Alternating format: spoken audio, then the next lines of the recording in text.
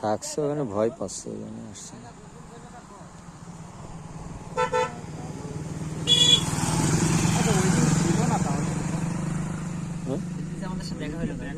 ছিল ওই দিনে, ছিল রুমের ভিতর ছিল। তুমি আবার বললি যে হাজবেন্ডের সময় কি চলে গেছি।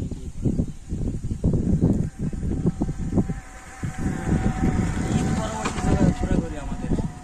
আজকে আমাদের ঈদ পালন হচ্ছে গাছের দায়ের হাসান ভাইয়ের এলাকা,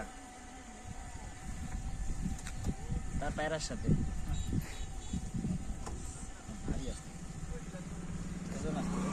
তাহলে কি বলছি বুঝতে পারছি।